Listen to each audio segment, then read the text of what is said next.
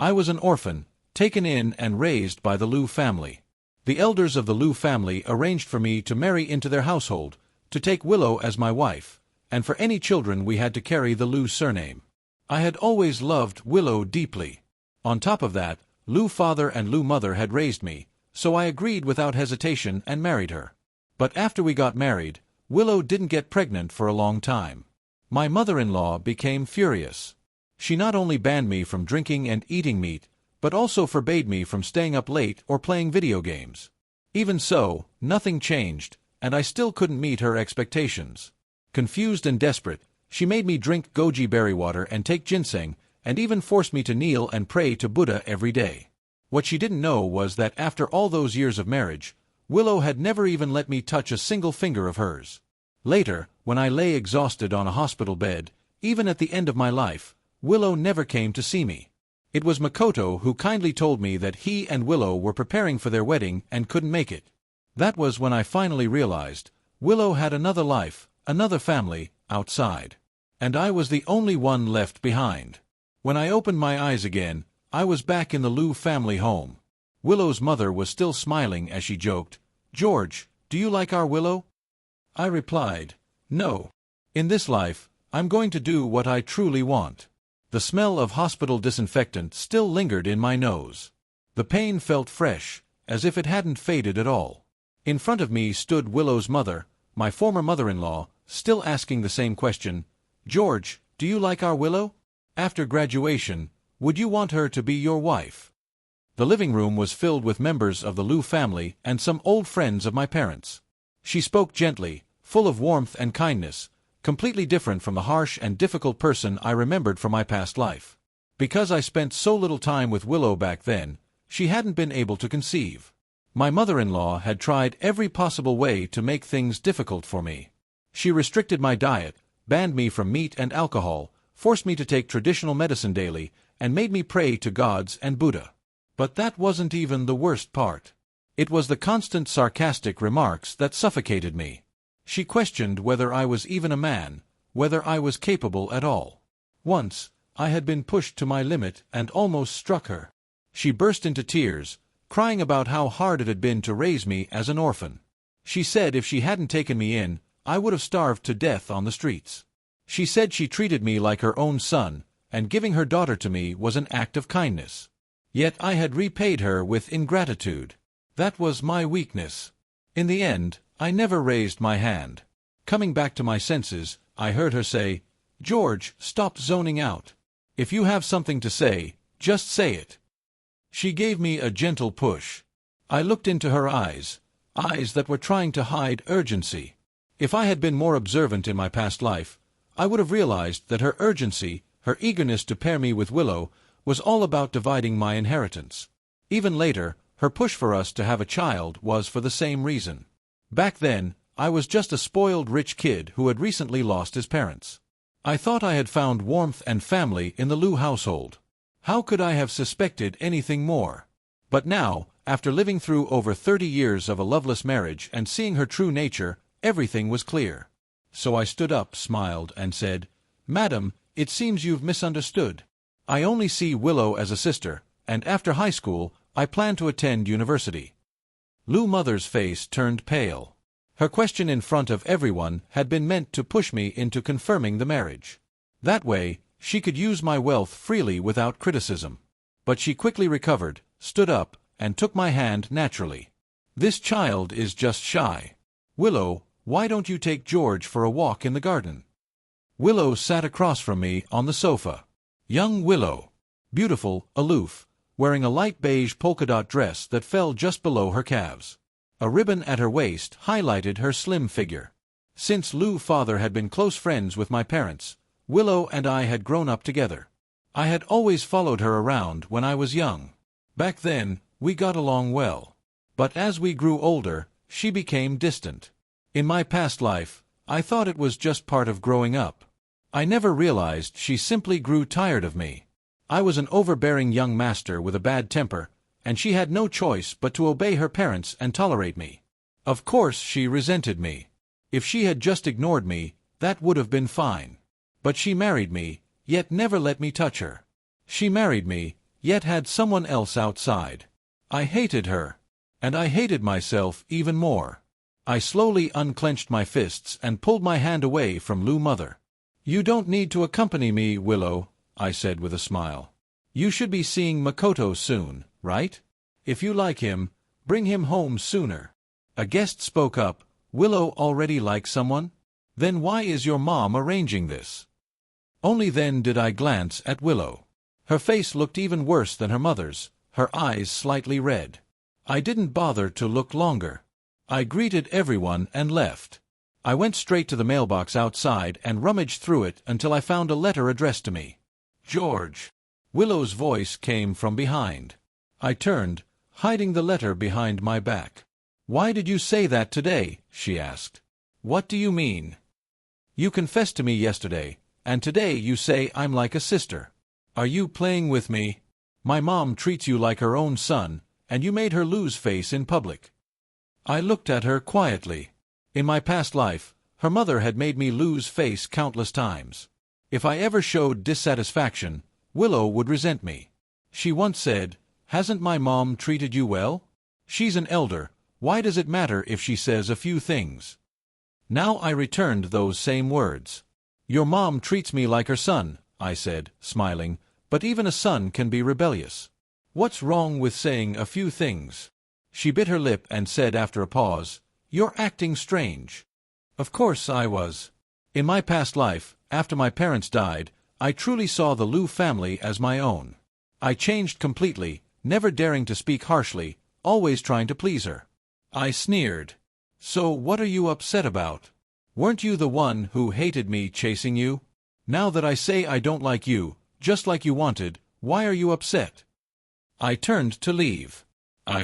I didn't," she started. "It doesn't matter," I cut her off. None of it mattered anymore. Whether she loved me or not was meaningless. She frowned. "Trying to say nice things won't work, George. You're still hard to deal with." Without my parents, I had no one to rely on. Even her attitude toward me had changed. "Am I hard to deal with?" I smiled. "I just didn't follow your expectations. Your so-called nice words are just ways to control me. In my past life, once we got engaged, the Liu family used business expansion as an excuse to take most of my assets. With my support, they built a business empire in real estate and food, becoming the richest family in City A. For over 30 years, people envied me for marrying into wealth. But they didn't know, without me, the Liu family would have never reached that level. In this life, I would stand at the top and watch them destroy themselves. "I'm hard to deal with," I said lightly. "So what? If you don't like it, deal with it." Back in my room, I tore open the letter. I had an uncle. He shared the same father as my mother, but had a different mother. He lived in F country. I had met him once. Back then, he came asking for help for his elderly mother. My parents supported him financially and helped him find a good hospital. After that, we stayed in contact for a while. But in recent years, we lost touch. In my past life, I didn't know he had gone abroad and become successful. He only learned about my parents' death a year later.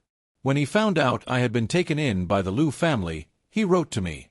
The letter had been sent to my old home, then forwarded to the Liu family. Liu mother had known about it all along but kept it from me. Years later, I learned he had been sending money and letters the entire time. But by then, it was too late. This was his 10th letter. He described his life abroad and asked if I would come to F country. Inside were 10 large foreign bills and a plane ticket. My nose stung. I wasn't alone. I had family. The flight was in 4 days, from South City. I needed to handle my inheritance. The house would remain. The money would be split, half kept abroad, half in the bank. And I would be cautious. I didn't truly know my uncle yet. After the college entrance exams, I used the excuse of going out with classmates. At the bank, I ran into some of them. "We were looking for you. Let's go to the reunion." The gathering was at the biggest KTV in the city. When I arrived, Willow was already there. "Where's George?" someone joked. "Where's your husband?" Willow frowned. "I'm sick of seeing him. I don't like George. I wouldn't marry him. Laughter filled the room. Then who do you like? The class president. They teased her, pushing her toward Makoto. The lights flashed, and only then did they notice me. I walked in calmly.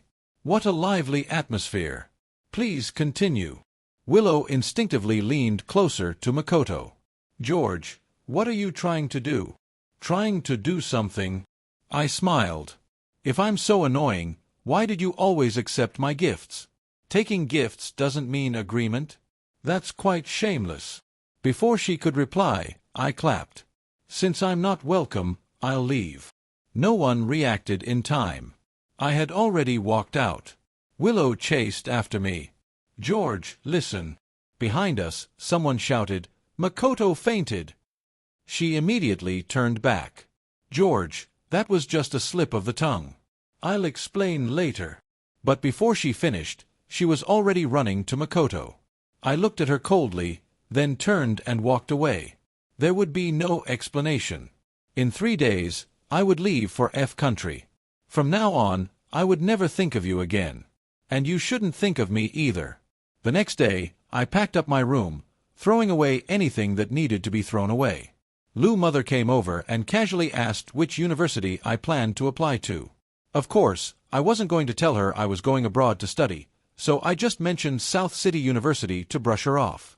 She praised the university, then smoothly shifted the topic back to Willow's marriage. You can get engaged first, she said. It won't affect you and Willow going to university. Before I could even refuse, she quickly added, I've already asked Willow. She and that Makoto are just ordinary classmates. You're overthinking things. I was speechless. She still refused to let it go. I stepped back and said, Madam, I truly have no interest in Willow. She didn't believe me. Instead, she reassured me, Good boy, I'll make sure Willow cuts ties completely with that classmate. Unfortunately, Willow overheard that. She didn't understand the situation, but she walked straight toward me, her eyes filled with disappointment and disgust. Young master, she said angrily, do you need everyone to revolve around you? Makoto is weak and his family isn't well off. I've just been helping him a little. Why do you have to make it public and even report to my mother? As if venting everything at once, she yanked at the bracelet on her wrist. The beads snapped and scattered across the floor, rolling everywhere out of sight. I was going to apologize to you, she said bitterly, but now it seems unnecessary. I'm telling you clearly, there's nothing between me and Makoto. And I won't distance myself from him because of you. After venting, she kicked over the trash bin by the door. It toppled over, spilling everything inside. Figurines, scarves she had knitted, origami cranes, little paper stars, all rolling out onto the floor. Her eyes reddened instantly. These were all gifts I gave you, she said. I frowned. If you don't like them, then throw them away. I nudged the beads at my feet with my shoe. They were just a nuisance. In 2 days, I would be on a plane to F country. The distance from a city to South City wasn't short, so I had to head there early. I already had my passport from a previous overseas trip. I didn't have many belongings. All valuables and property documents were stored in a bank safe deposit box. Lou father and Lou mother were away on a business trip, so I didn't need to say goodbye. They had taken care of me for years, but it was all for the inheritance. The money my uncle sent had been kept by Lou mother. It had been enough to cover my expenses all these years. As I dragged my suitcase out, I ran into Willow and Makoto in the lobby. It looked like they had just come back together. Willow noticed my luggage. Where are you going? Going to report to my mom about me and Makoto again. I gestured for them to move aside. Not interested. I'm just going to a classmate's house. Madam already knows. That wasn't a lie. I had told Lou mother I'd be staying with a classmate for a few days. Still upset, Willow said coldly. Go by yourself. Don't let the driver pick you up. That's my family's driver, not yours. I didn't care. Makoto, who had been silent, suddenly spoke in a humble tone. George, I was just kicked out by my family and have nowhere to go. Willow kindly offered to let me stay. I heard from Madam that you and Willow had some misunderstanding because of me. I'm really sorry. Willow snorted. You don't need to apologize to him. She wrapped her arm around Makoto's and said, If it weren't for his big mouth, my mom wouldn't have bothered you. It was obvious they were on the same side. I didn't see the point and just kept walking. Behind me, Makoto continued softly, Willow, don't you want to talk to George? I don't need to bother with him, she replied. He's an orphan with nowhere to go. He'll come back sooner or later. Her tone was firm, cold, and full of disdain. I paused for a moment, then kept walking. So that's how they saw me, someone with nowhere else to go. It didn't matter. When we meet again, I'll make sure they understand what it really feels like to have nowhere to go. On the first day after I left, Willow didn't feel much. On the second day, she grew restless and asked the housekeeper, Has George not come back yet? The housekeeper shook his head. Her brows furrowed as she complained, I can't stand him. Who does he think he is? What's so special about him? Acting like some rich young master. After venting, she asked again, Did George say he went to a classmate's house? The housekeeper shook his head again. Her irritation grew heavier, like a stone pressing on her chest. As she passed by my room, she noticed something shining near the large leaf plant by the door. She bent down and picked it up. It was a single bead from the bracelet. She froze for a moment, then crouched down and began searching for the others. A sense of regret slowly rose in her heart.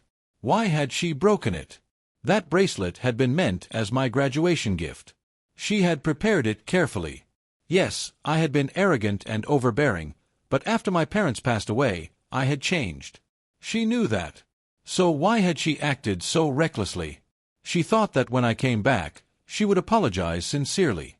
But one day passed, then 2, then 3. I didn't return. Her anxiety peaked. She began calling my friends. None of them had seen me. She didn't believe it and went door to door searching. Still nothing. Finally, she opened my room. The once warm space was now empty. The stuffed animals she had given me were gone. My clothes and shoes were gone. The room felt hollow. She searched everywhere for any trace that I had lived there. But the only thing she found was a letter under a book on the desk. I'm gone. Mr. and Mrs., please don't worry. Just a few words. None of them meant for her. After landing, I didn't immediately contact my uncle. Instead, I hired a detective to look into his family situation. Not deeply, just enough to know whether things were stable. After all, no chaotic family would willingly accept a distant relative. Thankfully, the results were good. My uncle owned a large farm. He had a decent local reputation, and his family was small and harmonious. I also prepared for the worst. If he wasn't reliable, I could still study on my own. After confirming everything and buying gifts, I finally contacted him. When he learned I had arrived, he came to pick me up right away. 3 days later, I reached his farm. He was over 10 years older than my mother. Years of gold mining and harsh conditions had aged him. He didn't talk much. When he saw me, he simply sighed. When I see you, I think of your mother.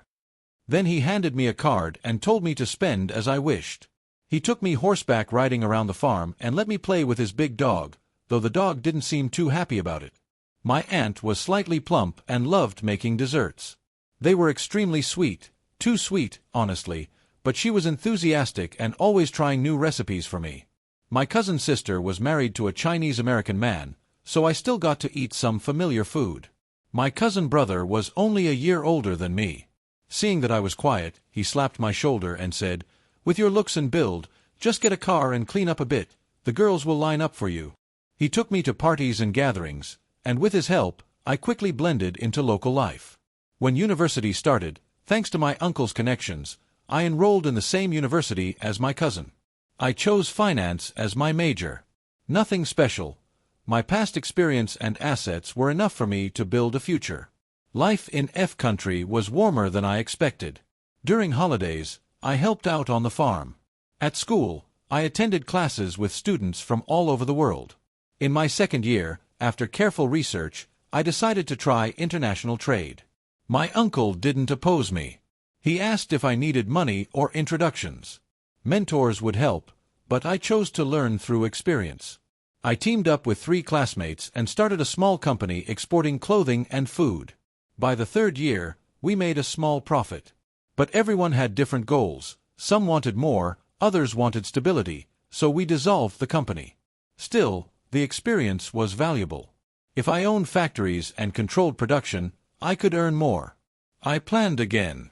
With my earnings, I bought a car for my uncle and an apartment near school, where I lived with my cousin. We adopted many stray cats, some disabled, some healthy. When sunlight filled the balcony, they would curl up and sleep at my feet. I would pet one, tease another, and sometimes think of the past. On our first wedding anniversary, I remembered Willow saying we should raise a cat together. I had bought a Siamese kitten as a surprise. But Lou father and Lou mother rejected it, saying it would affect pregnancy. The kitten curled in my arms, confused. I had no choice but to give it away.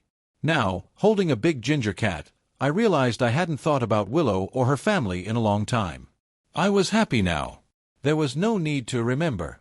In the 2nd semester of my 3rd year, I started a new company, this time in the dairy industry. From raising cows to processing products, I built the entire chain. By graduation, everything was established. Costs dropped significantly, and I could confidently negotiate with partners. Once things stabilized, I decided to return home for a visit. My uncle didn't stop me. My cousin came along. As soon as we landed, someone covered my eyes. George, guess who? I didn't even need to guess. It was Monica, my Spanish business partner. She had been with me since college. "Aren't you surprised?" she asked. "Weren't you supposed to be handling land negotiations?" I replied, "If you're here, who's in charge?" She smiled brightly. "In your heart, the company isn't as important as me, right?" "Of course," I said. "Don't try to act pitiful." My cousin laughed. "She's as pretty as your secretary." He secretly gave her a thumbs up. Encouraged, Monica handed me breakfast. But before I could take it, another figure stepped in. She stood between us and handed me a lunchbox. Her hand was soft, her skin smooth. She took out a wet wipe and gently cleaned my hands. "The car is ready, boss," she said sweetly. Anna had a soft voice but a cold presence. She stood in front of Monica as if she didn't even exist. My secretary was getting more possessive. I sighed and got into the car. So much had changed at home. The first thing I did was go to my parents' graves to pay my respects. When I arrived, there was already a dried bouquet of white chrysanthemums by the tombstone, swaying gently in the wind. It was probably left by some old friends of my parents. I moved the flowers aside and placed my own bouquet. Then I spoke to my parents about my life abroad.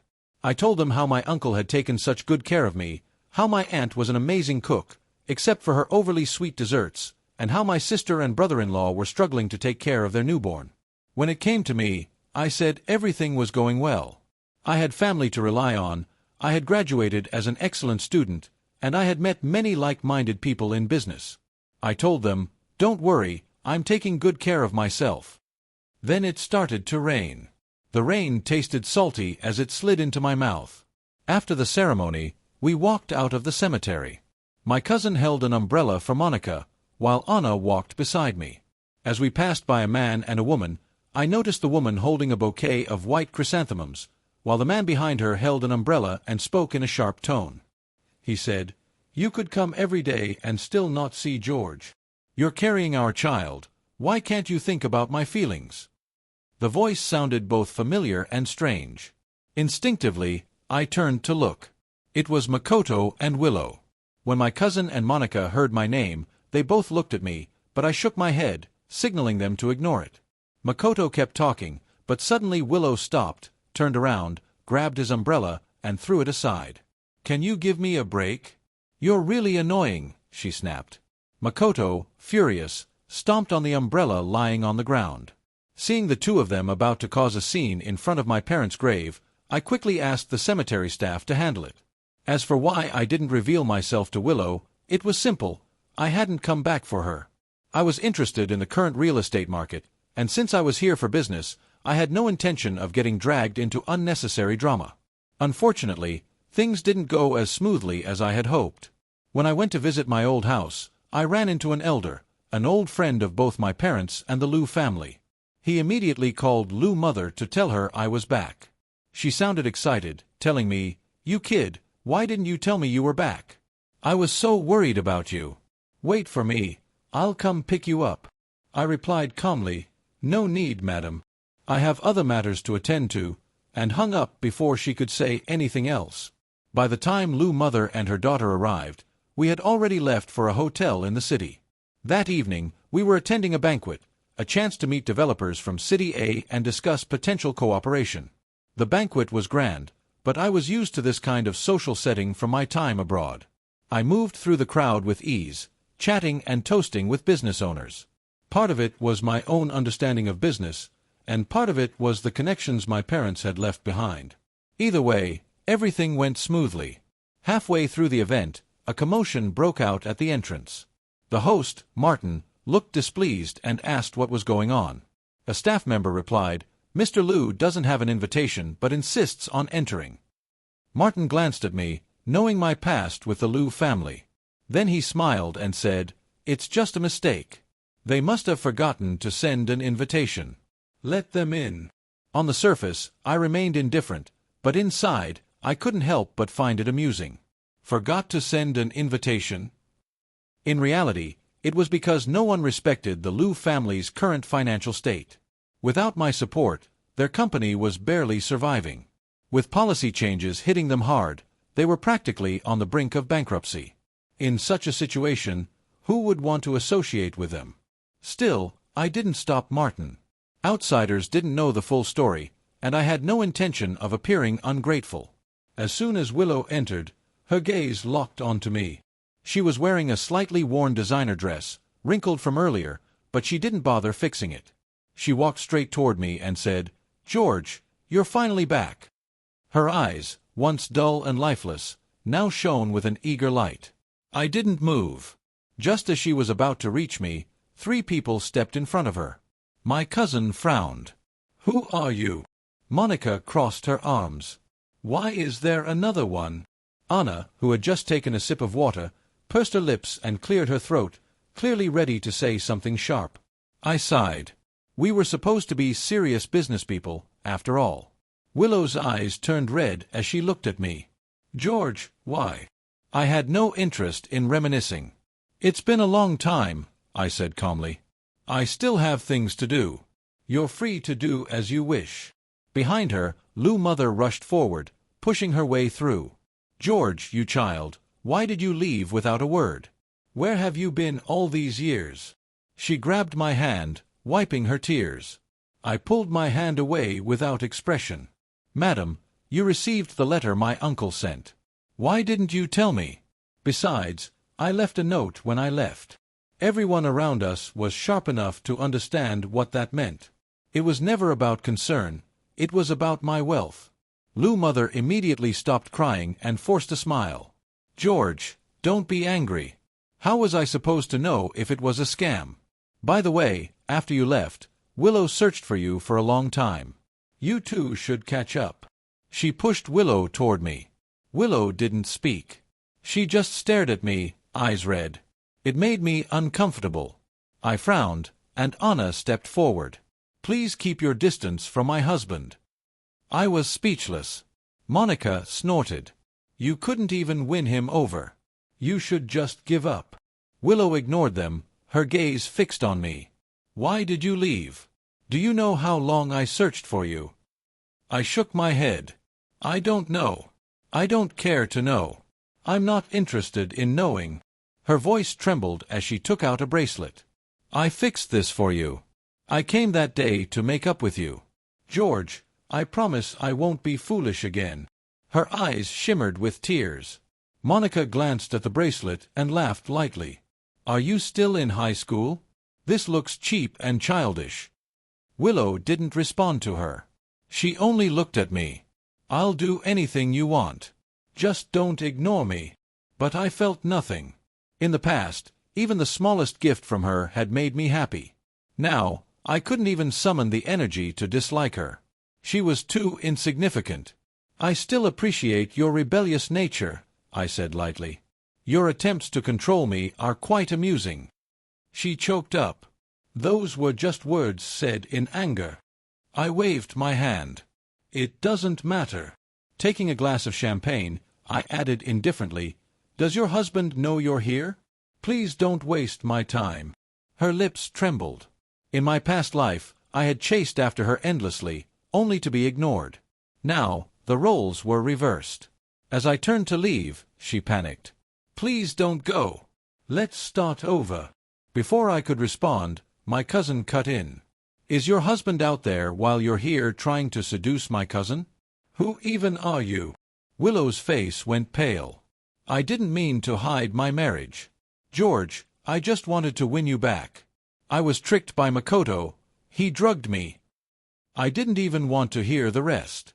Soon, Lou Mother and Willow were escorted out. But it didn't end there. Makoto arrived shortly after and started beating Willow, shouting, "You're carrying my child and still meeting another man? How shameless can you be?" She fought back, and in the chaos, he struck her hard. Blood began to flow down her legs. I looked away and got into the car. Even then, she kept screaming my name. My cousin shook his head. "She's obsessed. What a trashy woman." "It's not obsession," I said calmly. "She just wants to use the past to make me help the Liu family. She only loves herself." The business negotiations went smoothly. I partnered with Martin and others to develop the largest shopping mall in City A. Since preparations would take time, I stayed in the country for a while. Monica returned first, nagging me before she left. There's a saying here, a good horse doesn't eat the grass it passed by. Don't go back to her. She also shot Anna a suspicious look. "And that secretary of yours, she's trouble." Anna stepped forward calmly. "Boss, I can do a dominatrix voice too." I rolled my eyes. "Focus on work, or you're both fired." After Willow's miscarriage, she came to find me a few times, but eventually gave up. The Ito family was outraged when they learned she had cheated while pregnant. They came to City A demanding justice. The Liu family, already struggling, collapsed under the pressure and declared bankruptcy. Makoto ended up taking most of their remaining assets. Liu father, unable to bear the loss, hanged himself. Liu mother lost her mind and eventually became paralyzed after being hit by a car. Willow begged Makoto for money, but he refused. Their arguments escalated, and one day, she killed him. She was arrested soon after. As for me, I visited Liu mother in the hospital and paid for her treatment. Everyone praised my loyalty. But they didn't know the truth. Standing beside her bed, I smiled faintly. "Madam, you remember your past life, don't you? When you tormented me, did you ever think this day would come?" She couldn't even move, only stare at me with hatred. I wasn't going to let her die. I would keep her alive, just barely. Before her execution, Willow requested to see me. I agreed. When she saw me, she broke down, crying, saying her mind was filled with memories that didn't belong to her. She saw clearly how her indifference toward me in the past had forced me into a lonely life. She asked, "Can you forgive me? I love you." I never faced my true feelings because I wanted to escape my parents' control. I always listened to them, but when they told me to love you, I became angry and rebelled. How childish of me. Now I've lost everything. She sobbed. I shook my head. She let out a self-mocking laugh and said, "It's okay if you hate me. This life is so miserable for me. Maybe it's my punishment." This time, I couldn't help but laugh. "Punishment?" I said. "How could it all be such a coincidence?" The reflection in the glass showed a faint hint of excitement on my face as I continued. "You think your company's downfall was just because of the environment? You think Makoto found the banquet location by coincidence? You think it was so easy for you to miscarry? You think those poor relatives of his could just find a top-tier legal team for him?" Willow's face slowly drained of all color until it turned completely pale. Her eyes, however, were bloodshot. She asked, "Do you hate me that much?" Why wouldn't I hate her? In my past life, I had never done anything to harm anyone. Yet I lived a life worse than death. All because the Liu family coveted my wealth and destroyed everything I had. In this life, I've only made a few small adjustments. And I've already been merciful.